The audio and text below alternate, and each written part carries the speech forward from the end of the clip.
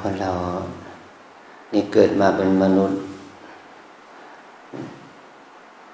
แล้วก็ได้ฝึกฝนอบรมปฏิบัติตามหลักของวิชาการความรู้ทางด้านศีลธรรมมรรคกิริยามารยาทรวมไปถึงว่าได้ฝึกฝนอบรมศึกษาความรู้เกี่ยวกับหลักธรรมคำสอนของพระพุทธเจ้านี่เราได้ฝึกได้ศึกษาความรู้เหล่านั้นถ้าความรู้เหล่านั้นเราจำฝังใจเรารู้สิ่งไหนดีสิ่งไหนไม่ดีมันก็เป็นคุณประโยชน์แก่เรา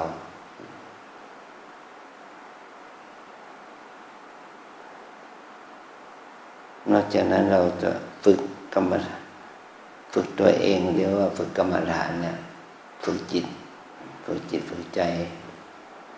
ให้มันมีกำลังจิตกำลังใจที่เข้มแข็งอันนี้เป็นคำสอนของพระสัมมาสัมพุทธเจ้าที่สอนให้ผู้รับบริษัท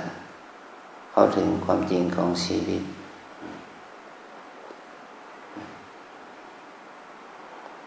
เราจะมีความรู้สึกที่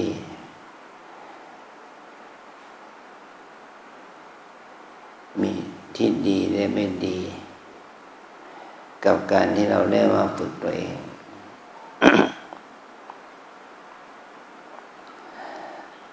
ที่แท้จริงพระบุคคลที่เป็นพระพุทธเจ้าเนี่ยพระองค์ที่ก่อนที่จะได้เป็นพระพุทธเจ้าเราเรียกพระโพธิสัตว์โพธิแปลว่าปัญญาคำว่าสัตว์แปลว่าผู้คล้องผู้ผูกพันกับตัวปัญญาเพื่อการที่จะใช้ปัญญานั้นรู้ความจริงของชีวิตพระองค์ต้องสะสมปัญญาเนี่ยมามากมายหลายภพหลายชาติที่ท่านกล่าวว่าเพียงแค่ท่านอธิษฐานจิตว่าขอได้เป็นพระพุทธเจ้าต้องทำความดีมาถึง7 อสงไขยต่อจากนั้นมาท่านมีความกล้าหาญที่จะปฏิญาณตนให้คนทั้งหลายรู้โดยการเปล่งวาจาว่าความดีทั้งหลายเหล่านั้นที่เราทำเนี่ยขอให้เราได้เป็นพระพุทธเจ้าให้คนอื่นได้รับทราบรับรู้เป็นเวลาถึง9 อสงไขยตลอดเวลา16 อสงไขยนี่ก็เป็นเขาเรียกว่าเป็นพระโพธิสัตว์ประเภทอนิยตะเป็นประเภทที่ไม่แน่นอนจะได้เป็นพระพุทธเจ้าถ้าท่านถอนความรู้ความผูกพันกับโพธิปัญญานี้ก็จะได้ตรัสรู้เป็นพระปัจเจกพุทธเจ้าหรือพระอรหันตสาวกของพระพุทธเจ้าองค์ใดองค์หนึ่งนะแต่ท่านแน่วแน่ท่านบำเพ็ญบารมีอีกต่อมาอีก4 อสงไขยแสนกับหลังจากที่ท่านได้รับพยากรณ์จากพระพุทธเจ้าองค์ก่อนว่าท่านจะได้เป็นพระพุทธเจ้านำพาสัตว์โลกให้พ้นทุกข์เนี่ยใช้เวลาอีก4 อสงไขยแสนกับเรียกว่าเราคนที่จะได้เป็นพระสัมมาสัมพุทธเจ้านั้นต้องสร้างบารมีถึง20 อสงไขยแสนกับนี่เราเรียกว่าพระพุทธเจ้าประเภทปัญญาธิกะเป็นผู้เลิศด้วยปัญญา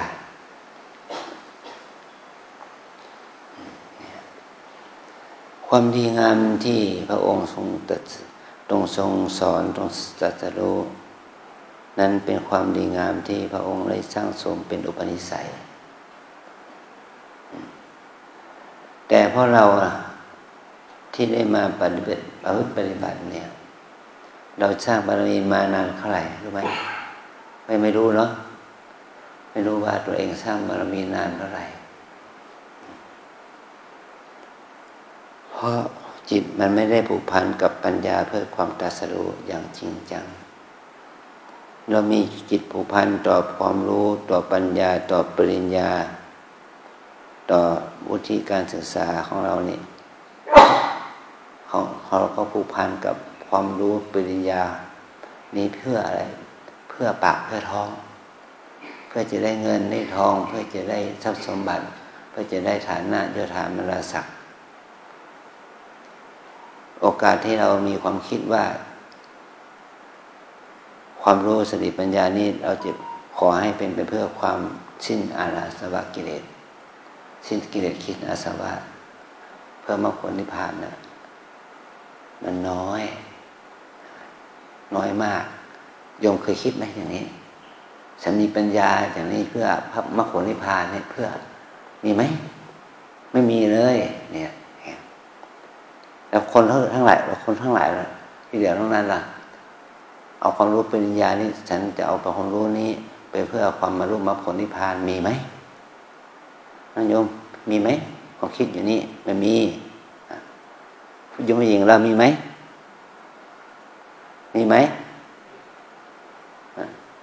มันยากโอกาสที่เรามีอุปนิสัยอย่างนี้มันมีน้อยแล้วเราจะมาปฏิบัติวิปัสสนากรรมฐานเพื่อความรู้แจ้งเพื่อความเห็นรู้แจ้งในอริยสัจธรรมเพื่อความดับทุกข์เพื่อมรรคผลนิพพานมันก็มีน้อยมากการที่เรามาที่นี่เรามาปฏิบัติธรรมเพื่ออะไรเพื่อให้จิตใจเรามีสติดีขึ้นมีสมาธิมีขึ้นมีความสงบมากขึ้นใช่ไหมแค่นั้นเองไม่ได้เพื่อดับกิเลสไม่ได้เพื่อความเป็นพระอรหันต์นะไม่เลยหายากเมื่อแม่ชีนำกล่าวคำปฏิญาณตนเนี่ยก็เมื่อเราพูดตามแม่ชีพูดเราพูดตามเนี่ยว่าขอท่านจงให้พระกรรมฐานแก่ข้าพเจ้าเพื่อจะกระทำให้แจ้งซึ่งมรรคผลนิพพานมันเหมือนกับว่าเป็นคำพูดที่ไกลจากตัวเราเองนะมันไกลทัศนคตินี้มันไกลจากตัวเราไม่ได้มาปฏิบัติเพื่อมรรคผลนิพพานไม่ได้ปฏิบัติเพื่อบรรลุธรรมเป็นพระอรหันต์ใช่ไหมนี่แหละคือการปฏิบัติเนี่ยมันเป็นการยากที่จะให้เราเข้าถึงจุดมุ่งหมายนี้แม้แต่ความเป็นพระเป็นเณรที่เข้ามาบวชในพระศาสนาก็หายากว่าขอให้เราได้ถึงมรรคผลนิพพานหายากอย่างที่อาจารย์ได้เป็นบวชพระบูชาบวชพระเนี่ยตั้งแต่1 มกราจนถึงเมื่อวานนี้มีผู้ที่บวชเป็นพระ132 คนนะ132 คนแต่บุคคลเหล่านั้นที่บวชมาเนี่ยเป็นพระเนี่ยตั้งแต่วันที่1 มกราจนถึงวันนี้เนี่ยมันเหลือเป็นพระกี่คนรู้ไหมเดี๋ยวเป็นพระไม่ถึง10เราไปถาม50 องค์นั่นแหละคุณจะปฏิบัติเพื่อความเป็นพระอรหันต์ใช่ไหมก็ยังยากที่จะได้คำตอบนี้ว่าฉันบวชเป็นพระเพื่อจะปฏิบัติธรรมเป็นพระอรหันต์นะก็ยังยากเนี่ยแม่อาจารย์นี่เป็นพระบูชาบวชพระมาตั้งแต่ปี2549มาจนถึงปัจจุบันนี้อาจารย์คิดว่าจะผู้ที่อาจารย์บวชให้เขานะนับพันรูปแต่นอกนั้นก็สึกหมดไปแล้วสึกไปแล้วทำดีบ้างทำไม่ดีบ้างมีปัญหาบ้างแก้ปัญหาบ้างประสบความสำเร็จในชีวิตบ้างไม่ประสบความสำเร็จในชีวิตบ้างมันมีมาตลอดนะและบุคคลที่ว่าบวชแล้วว่าเพื่อหวังมรรคผลนิพพานมันน้อยเพราะเหตุนี้เท่าว่าการที่เราจะเข้าถึงความดับทุกข์เพื่อความรู้แจ้งในอริยสัจธรรมคือมรรคผลนิพพานมันมีน้อยมากอันนี้แหละนะเราจึงเห็นว่าสถานการณ์ของพุทธศาสนาในปัจจุบันนี้ของประเทศไทยเราเป็นต้นนะชาวพุทธที่เป็นภิกษุ สามเณรแม่ชีอุบาสกอุบาสิกาจะเข้าถึงความดับทุกข์ได้จริงมันมีน้อยมากมีแต่ชาวพุทธธรรมดาหรือชาวพุทธที่ปฏิบัติดีบ้างไม่ดีบ้างรักษาศีลได้บ้างผิดศีลไปเป็นส่วนมากเพราะอะไรเพราะว่าบารมีความดีที่สะสมนะที่เกิดอยู่ในจิตใจเราเนี่ยมันอ่อนมันน้อยเหลือเกินอย่างที่อาจารย์พูดเมื่อกี้นะว่าเราศึกษาเอาเป็นปริญญามาเพื่ออะไรนะเรียนจบมาเพื่ออะไรล่ะมันเพื่อปากเพื่อท้องเท่านั้นมันไม่ได้เพื่อดับทุกข์จริงๆใช่ไหมเนี่ยอันนี้มันจึงเป็นตัวปัญหาที่เราเข้าถึงทำไม่ได้นายกตัวนี้เวลาเรามาเอามาเปรียบเทียบที่เรามาฝึกที่นี่วันนี้คนที่มาปฏิบัติธรรมสูงสุดเท่าไหร่10 วันเนาะ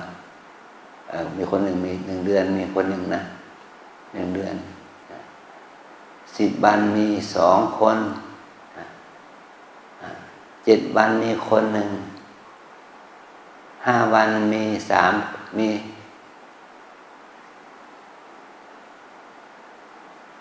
5 คนนอกนั้นมี3 วันเท่านั้น3 วันนี่เอาเวลา3 วันมาฝึกเพื่อมรรคผลนิพพานจะได้ไหมได้ไหมไม่ได้5 วันเนี่ยเอาเวลา5 วันนี้ปฏิบัติธรรมเพื่อมรรคผลนิพพานได้ไหมไม่ได้แล้ว7 วันได้ไหมก็ไม่ได้แล้ว10 วันได้ไหมไม่ได้ใครที่อยู่1 เดือนยกมือขึ้นสิมั่นใจไหมว่าจะถึงมรรคผลนิพพานได้ภายใน1 เดือนก็ไม่ได้อันนี้ก็เพราะเหตุว่าบุญบารมีของเรามันมีน้อยปัญญาเรายังสติสมาธิของเราก็มีน้อยนะเรามาฝึกเพื่อเพิ่มพูนสติปัญญาคุณงามความดีให้มันเจริญขึ้นมานะมันเหมือนกับว่า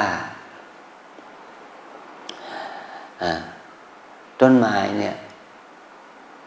ต้นไม้ที่มีแก่นถ้าเราเปรียบเทียบต้นไม้มีแก่นนะเป็นไม้สักอย่างนี้นะปลูกเรามีพื้นดินผืนหนึ่งเราปลูกต้นสักโดยอาศัยกล้าสักที่เขาบ่มเพาะเจริญเพาะชำกล้านี่ก็เติบโตขึ้นมาประมาณ1 ปีเนาะ1 ปีแล้วก็เอากล้าสักอันมาปลูกพอปลูก1 ปีผ่านไป5 ปีผ่านไป10 ปีผ่านไปต้นสักมันก็โตเนาะแต่ถามว่ามันมีแก่นมันมีเนื้อสมควรที่จะเอามาเป็นเสาบ้านได้หรือยังต้นสักอายุ10 ปีเนี่ยเอามาเป็นเสาได้หรือยังนิยมไม่ได้มันมีแก่นมีเนื้อไม้พอที่จะเอามาเป็นไม้หน้า10 หน้า20ได้หรือยังได้หรือยังปี10 ปีเนี่ยขนาดนี้นะเนื้อไม้มันจะเป็นเนื้อแก่นมันจะมีเนื้อไม้เป็นขนาดนี้เลยมันก็ไม่ได้ก็10 ปีมันก็แค่นี้แล้วจะเอาแก่นมันมาจากที่ไหนเล่ามันก็ต้องอาศัยที่ว่าต้นสักนั้นพาโยมออกไปไปดูต้นสักนะที่กลางวัดเราเนี่ยต้นขนาดนี้มันเป็นคิดปีก็ประมาณสัก100 ปีขึ้นไปนะ100 ปีขึ้นไปถ้าเราปลูกต้นสักในวันนี้มันจะเป็นต้นสักต้นขนาดนี้ก็เป็นต้นไม้ต้นนั้นก็เป็นนะแต่ว่าเราตายไปแล้วเราเหลือแต่กระดูกแล้วใช่ไหมมันไม่ใช่ว่ามันจะไม่เติบโตแต่มันก็เติบโตอยู่นะถ้าเราไม่ตัดมันเพราะเหตุนี้เราต้องใช้เวลาในการทำความดีนี้เมื่อเราปฏิบัติที่นี่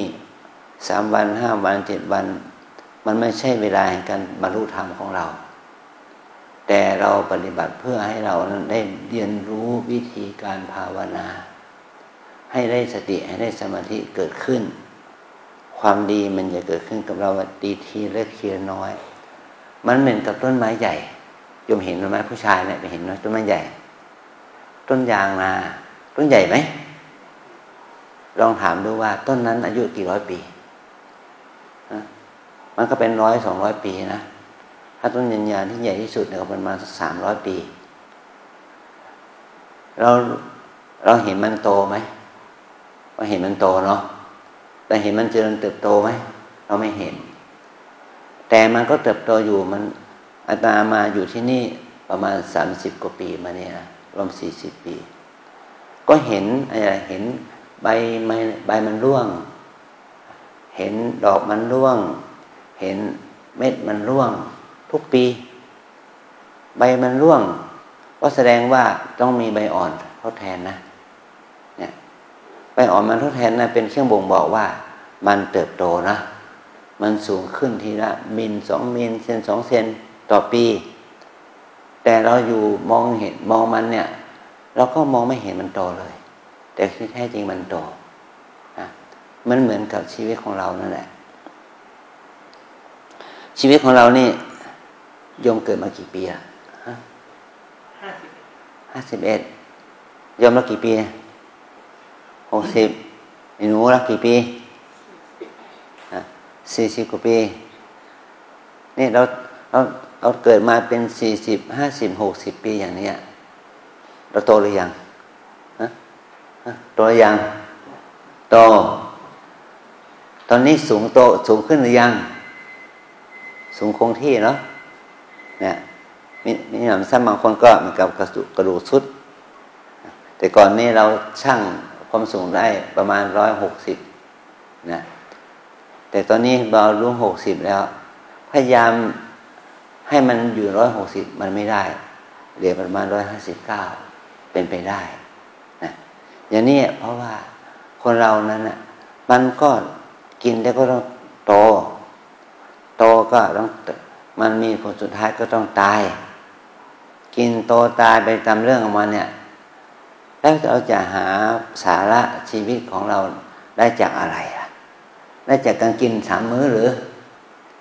ได้จากการนอนนาน8 ชั่วโมงต่อวันอย่างนั้นหรือ10 ชั่วโมงต่อวันอย่างนั้นหรือได้การกิน3 มื้ออย่างนั้นหรือได้การนอนมากกินมากอย่างนั้นหรือได้การพูดมากอย่างนั้นหรือได้การคิดมากอย่างนั้นหรือ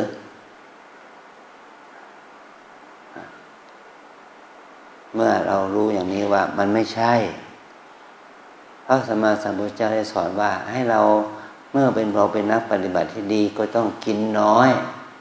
นอนน้อยพูดน้อยแล้วก็ปฏิบัติให้มากนะเราไม่ใช่ว่ากินมากนอนมากพูดมากปฏิบัติน้อยจะได้ทำให้เรามีบารมีจากธรรมเจริญมีอายุมั่นขวัญยืนอย่างนั้นมันไม่ใช่ใช่ไหมเราต้องทำในสิ่งที่บัณฑิตคือพระสัมมาสัมพุทธเจ้าสอนไว้ว่าพระพุทธองค์นั้นสอนพระสาวกรวมถึงพระองค์เองว่านอนให้น้อยนอนประมาณ4 ชั่วโมงประมาณนั้นแล้วก็ปฏิบัติกิจน้อยใหญ่ให้มากขึ้นแล้วก็แผ่เมตตาจิตทำความรู้สึกที่ดีงามเกิดขึ้นในจิตตราบที่เรายังลืมตาตื่นอยู่ก็ให้เรามีความคิดมีการทำมีการพูดที่ดีเกิดขึ้นในโลกนี้แม้ว่าเราจะไม่ไปสอนเขาไม่ได้ไปทำไปพูดอะไรกับเขาแต่เราจะต้องทำจิตของเราให้เป็นบุญทำจิตให้มันดีขึ้นให้มันมีความคิดที่ดีขึ้นเป็นพลังจิตที่มันเป็นบวกแก่ตนและแก่สังคมให้ดีขึ้นนะเนี่ยถ้าเรามาอยู่ที่นี่เราไม่ได้ทำความดีงามอย่างอื่นเลยแต่เราจะทำตนให้เป็นคนที่มีค่าได้อย่างไรล่ะเราจะทำตนให้มีค่าต่อวัดต่อสังคมนี้ได้อย่างไรต่อตนเองได้อย่างไร ก็ให้เรานั้นมีความเป็นอยู่ตั้งแต่ตื่นนอนถึงหลับนอนเนี่ยให้มีจิตที่ให้เราฝึกจิตให้มีความรู้สึกที่ดีมีสติสัมปชัญญะที่ดีให้มีทัศนคติความคิดที่ดีเกิดขึ้นนะในขณะที่เรายืนเดินนั่งนอนอยู่อันนี้เนี่ยถือว่าเป็นข้อวัดปฏิบัติของนักปฏิบัตินะแม้แต่เราจะทำได้น้อยนิดก็ไม่เป็นไรเหมือนกับว่าเราเปรียบเทียบว่าเราเป็นคนไม่มีเงินเราเป็นคนยากจนเป็นคนไม่ฐานะไม่ดีฉันไม่มีตังค์ถ้าเราพูดว่าฉันไม่มีตังค์เนี่ยถามจริงๆว่าเราไม่มีตังค์แม้แต่บาทเดียวติดตัวหรือยังไงโยคี10 กว่าคนเนี่ย20 คนนี้อยู่ที่นี่เนี่ยไม่มีตังค์แม้แต่บาทเดียวหรือยังไงติดตัวเป็นไปได้ไหมเราไม่มีตังค์แม้แต่บาทเดียวใครไม่มีตังค์แม้แต่บาทเดียวจุ่มมือขึ้นนี่เราก็มีเรามีตังค์5 บาท10 บาท100 บาท1,000 บาท1 บาท100,000 บาทมีสินมีทรัพย์เป็นล้านบาทอะไรอย่างเงี้ยมันก็มีแต่คำว่าไม่มีตังค์บอกว่าไม่มีมากพอที่จะเป็นพ่อเลี้ยงได้เนาะไม่มีมากพอที่จะเป็นเศรษฐีได้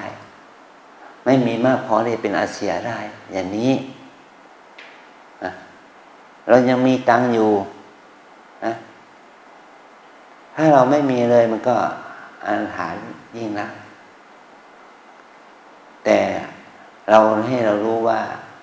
การที่เรามาปฏิบัติธรรมเนี่ยเรามาปฏิบัติเพื่อความเจริญแห่งปัญญา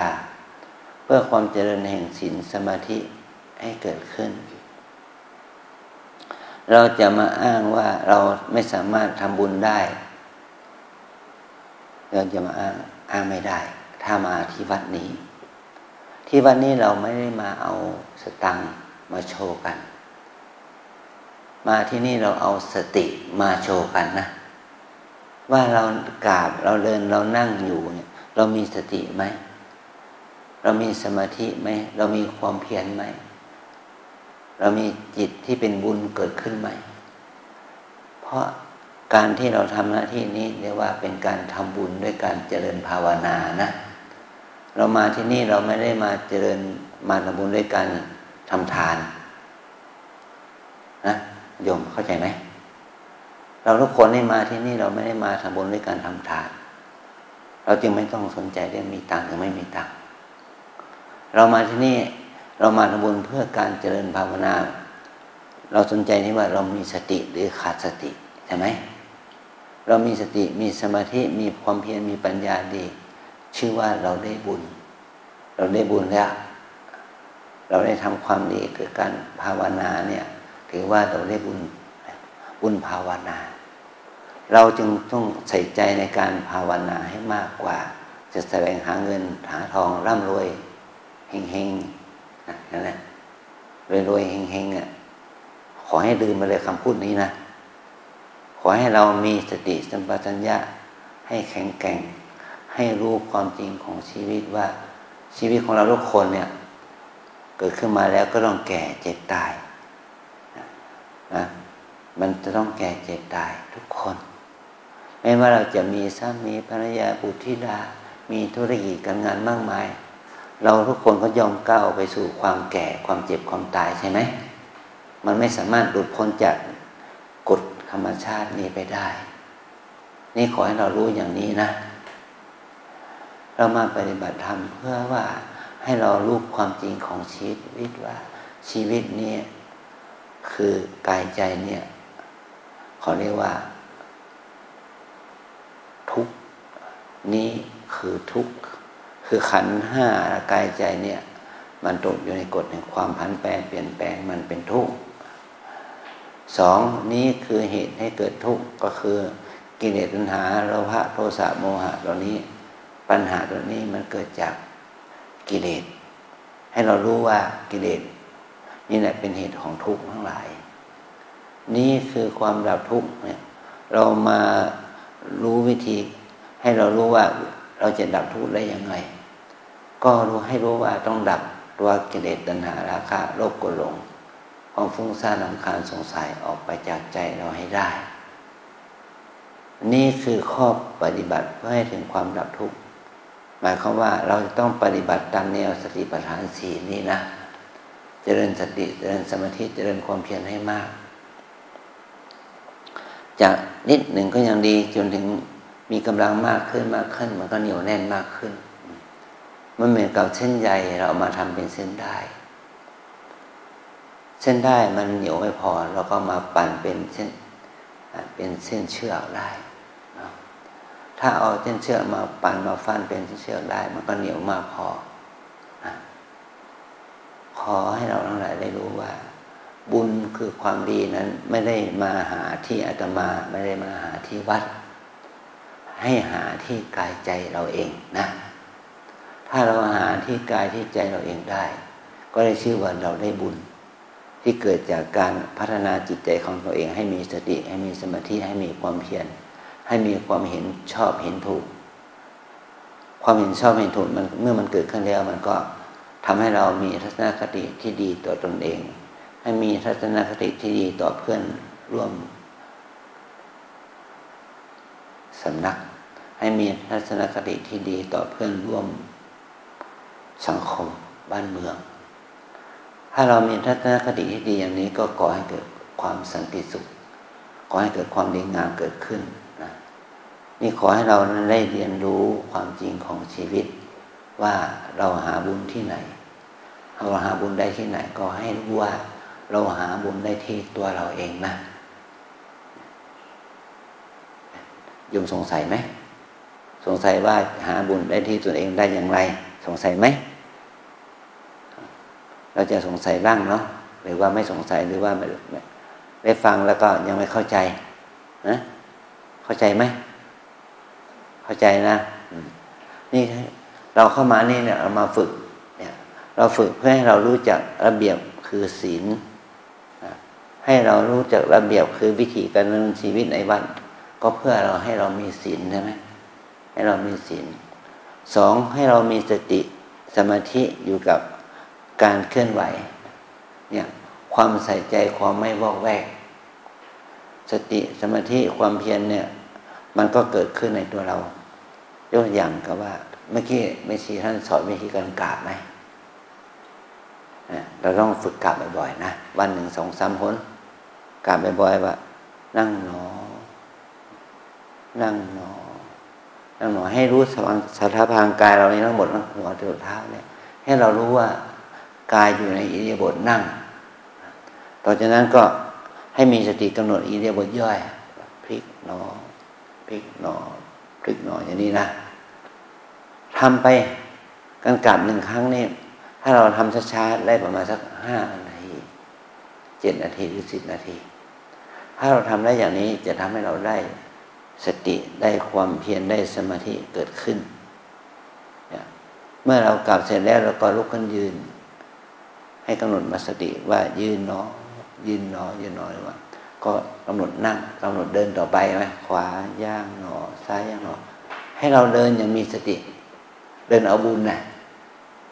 เราเดินมาเป็น60 ปีละเราได้บุญไหมเดินมา50 ปีเราได้บุญหรือยังเดินมา40 ปีเราได้บุญหรือยังเดินเป็นแล้วแต่เดินไม่ได้บุญเดินออกกำลังแข้งกำลังขาได้แต่เดินได้บุญเนี่ยมันไม่ได้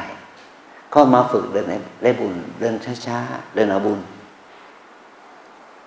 ให้มันใส่ใจอยู่กับการเดินขวาย่างหนอซ้ายย่างหนอเนี่ยนี่เขาเรียกว่าเดินเพื่อได้บุญได้สติสัมปชัญญะเมื่อเราเดินแล้วเราลงนั่งก็นั่งขัดสมาธิเนี่ยจัดระเบียบกายให้ดีแล้วก็มีสติอยู่กับอาการพองยุบหายใจเข้าออกเมื่อเราหายใจเข้าออกอาการพองยุบก็จะเกิดขึ้นกับเรานะถ้าเรามีสติอยู่กับหายใจกับการหายใจเนี่ยที่ท้องเนี่ยระหว่างสะดือกับลิ้นปี่นะถ้าเรามีสติอยู่กับการหายใจเข้าออกก็ทำให้จิตเป็นบุญหายใจได้บุญเขาแล้วหายใจได้บุญเราเกิดมาเราหายใจแล้วใช่ไหมตั้งแต่เกิดมาจนถึงเดี๋ยวนี้เราหยุดหายใจได้ยังหลับนอนก็หายใจไหมตื่นนอนก็หายใจไหมโยมหายใจแต่หายใจได้บุญไหม ไม่ได้หายใจแค่เรื่องกายหายใจเรื่องกายหายใจได้แต่หายใจได้บุญมันหายใจไม่ได้เรามาฝึกเพื่อหายใจได้บุญเนาะหายใจเข้าหายใจออกให้มันมีสติสัมปชัญญะถ้าเราฝึกอย่างนี้10 นาที15 นาทีครึ่งชั่วโมงอะไรก็ตามแต่วันหนึ่งมีเวลาถึง24 ชั่วโมงเนี่ยเราฝึกการเดินยืนเดินนั่งเนี่ยกับการเคลื่อนไหวอิริยาบถน้อยใหญ่เนี่ยก็ขอให้เราได้วันละอย่างน้อย6 ชั่วโมงนะให้ดีก็8 ชั่วโมงดีมากแต่เราจะไม่ได้นะเพราะว่าเรายังไม่ค่อยชินเนี่ยอันนี้เขาเรียกว่าอิริยาบถตั้งแต่ตื่นนอนถึงหลับนอนเนี่ยถ้าเรามีสติอยู่กับการเคลื่อนไหวอิริยาบถน้อยใหญ่อย่างนี้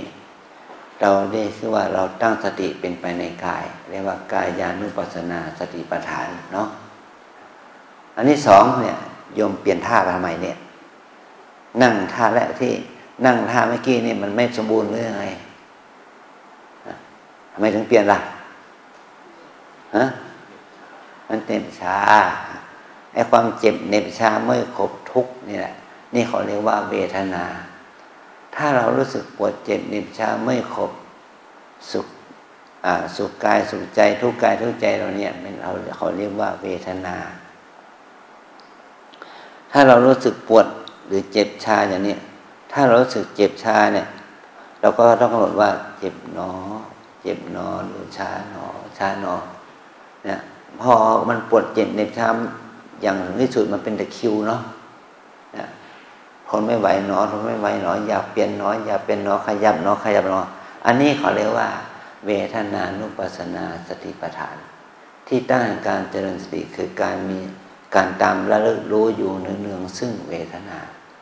เมื่อเวทนาเกิดมันจะมี3อย่างสุขเวทนาทุกขเวทนาและก็อุเบกขาเวทนาอุเบกขาแปลว่าไม่สุขไม่ทุกข์ที่เรานั่งอยู่แป๊บหนึ่งเนี่ยมันยังไม่สุขไม่ทุกข์ถ้าเรานั่งไปนั่งเข้ามาเริ่มทุกข์ละให้รู้ว่าทุกข์มันต่างจากสุขเมื่อเราจะรู้ได้ยังไงก็รู้เมื่อเราเปลี่ยนเท้านี่แหละมันรู้สึกสุขขึ้นรู้ว่าสุขเป็นอย่างนี้นะรู้สึกทุกข์เป็นอย่างนี้รู้สึกว่าไม่ทุกข์ไม่ทุกข์มันเป็นอย่างนี้นะอันที่3เมื่อเรานั่งอยู่เนี่ยอาตมาคิดว่าตั้งแต่8 โมงนะ8 โมงหรือ8 โมงครึ่งที่มานั่งที่เนี่ยไม่ชีพาเข้ามากี่โมงฮะ8 โมงครึ่งถึงไหมตั้งแต่8 โมงครึ่งเดี๋ยวนี้เป็น10 โมงครึ่งละ2 ชั่วโมงจิตคิดไหมคิดกี่เรื่องคิดเป็นอะไรบ้างมีไหมนี่เนี่ยจิตมันคิดราคะจิตคิดเป็นทางกิเลสตัณหาราคะความโลภโทสะจิตคิดไปทางโทสะกดเกลียดชังไม่ชอบโมหะจิตที่คิดไปทางฟุ้งซ่านสงสัยหลงไหลอันนี้มันคิด3เนี่ยไปตามอารมณ์3 อารมณ์เนี่ยนะถ้าเรามาฝึกเนี่ยเราจะรู้สึกว่าทำไมเรามาปฏิบัติธรรมทำไมเราถึงคิดบ่อยๆอันนั้นโชคดีแล้วนะที่เรามีสติรู้นะเมื่อเรามาปฏิบัติเราจะรู้ว่าตัวเองนี้ไม่นิ่งฟุ้งซ่านคิดนึกโลภโกรธหลงนี่เป็นความจริงนะถ้าเราอยู่ข้างนอกเราไม่ได้สังเกตเนาะแล้วก็เอาโทรศัพท์มาคุยบ้างดูคลิปบ้างหรือว่าเล่นเกมบ้างหรือว่าทำการทำงานอย่างอื่นบ้างซักผ้าซักครัวบ้างทำความสะอาดปัดกวาดเช็ดถูบ้างตั้งแต่ตื่นนอนถึงหลับนอนเนี่ยเราคิดตลอดแต่เราไม่ใส่ใจว่าตัวเราคิดจึงไม่รู้ว่าเราคิดแต่พอมาปฏิบัติเนี่ย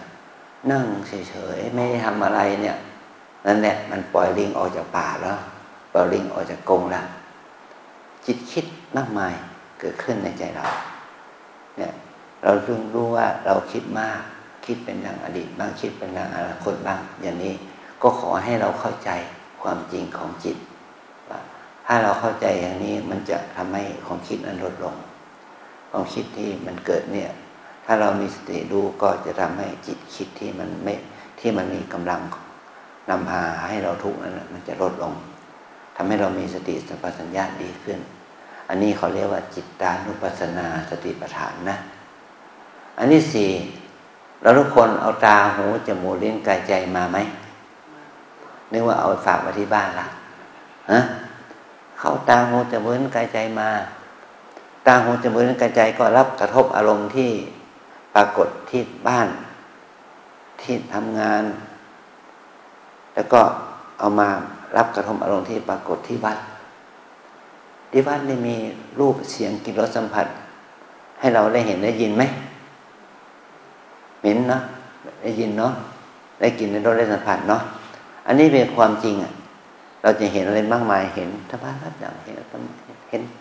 เดี๋ยวซ้ายก็เห็นเดี๋ยวขวาก็เห็นนี่ว่าตาเห็นหูได้ยินจมูกได้กลิ่นลิ้นได้รสกายได้สัมผัสแล้วมันจะทำให้เกิดความรู้สึกถ้าเราไม่มีสติชอบไม่ชอบง่วงฟุ้งสงสัยยินดียินร้ายโกรธเกลียดชังอะไรสารพัดมีทัศนคติที่เป็นบวกเป็นลบกับสิ่งแวดล้อมอันนี้คือเรามีมาตรฐานต่างกันถ้าเรามีมาตรฐานเป็นบวกก็ดีหน่อยถ้าเรามีมาตรฐานเป็นลบก็แย่หน่อยเมื่อเราได้เห็นได้ยินกลิ่นรสสัมผัสแล้วก็ขอให้มีสติเห็นหนอยินหนอกินหนอรสหนอสัมผัสหนอแต่ถ้าไม่ทันแล้วมันรู้สึกทางใจละชอบใจหนอหรือไม่ชอบใจหนอฟุ้งซ่านหนอรำคาญหนอสงสัยหนออย่างนี้ก็จะนำให้เราตั้งสติได้นะอันนี้เราเรียกว่าธรรมานุปัสสนาสติปัฏฐานที่ด้านการเจริญสติคือการที่เรามีสติสัมปชัญญะอยู่กับสภาวะธรรมที่เกิดขึ้นในชีวิตจริงของเรานะอันนี้คือการเจริญธรรมะตัวนี้เขาเรียกว่าเจริญวิปัสสนาแปลว่าฝึกให้เราเกิดปัญญาเห็นแจ้งความจริงของชีวิตว่าความจริงของชีวิตนี้เป็นอนิจจังทุกขังอนัตตาเข้าใจหรือยังเข้าใจครับแต่ไม่รู้ใช่ไหมครับมันเข้าใจแต่ยังไม่รู้ด้วยปัญญาแต่เข้าใจด้วยการฟังแต่ถ้าเราไม่รู้ถ้าเราไม่ปฏิบัตินี่มันไม่รู้ด้วยปัญญานะฝึกมันบ่อยๆเอาใจใส่มันบ่อยๆเราเสียเวลากับชีวิตไป60 ปีมาหรือมากกว่า60 ปีนะโยมนะเราเสียเวลาของชีวิตไปมากกว่า40 ปีเราต้องเอาเวลาเหล่านั้นนำมาคืนให้แก่ตัวเองบ้างคือว่าให้เราใช้เวลาเหล่านั้นที่เหลืออยู่ในเวลาที่เรามีอยู่เนี่ยให้เวลาเหล่านั้นนำมาซึ่งผลประโยชน์ทางบุญทางกุศลแก่ตนเองนะให้ฝึกเจริญสติอย่างนี้แหละว่าเวลาที่เหลือเนี่ยมันเหลือเท่าไหร่ของเราเนี่ยตอนนี้อายุ40ก็เราคงจะเหลือไม่เกิน30 ปีอายุ70เนาะเราเหลือไม่เกิน40 ปีถ้าเราอายุ80ถ้าโยมอายุ60ล่ะจะเหลือเวลากี่ปีถ้าเหลือเวลา30 ปีก็เรียกว่าเราอายุเข้า10นะถ้าโยมเหลืออายุที่30 ปีก็อายุ80ใช่ไหมเวลาที่เหลือเนี่ยเป็นเวลาแห่งความอ่อนแอของชีวิตเราจะต้องแก่มากขึ้นนะสุขภาพก็ไม่ค่อยดีมียาประจำตัวมีหมอประจำตัวนะกินไม่ได้นอนไม่หลับอะไรอย่างนี้นะมันเป็นวัยแห่งความเสื่อมของชีวิตเรานะแต่เรามาพบกรรมฐานเรียกว่าเรามาพบกรรมฐานในวัยนี้เราก็ต้องใช้เวลาของชีวิตในวัยนี้ให้เป็นประโยชน์แก่ตนเองนะตอนนี้ไปขอให้เราทุกคนประนมมือว่าเก่ากรรมฐานว่าตามอาตมานะวิปัสสนากรรมฐานตามแนวสติปัฏฐานมี4 อย่าง1 กาย2 เวทนา3 จิต4 ธรรมวิปัสสนากรรมฐานตามแนวสติปัฏฐานมี4 อย่าง1 กาย2 เวทนา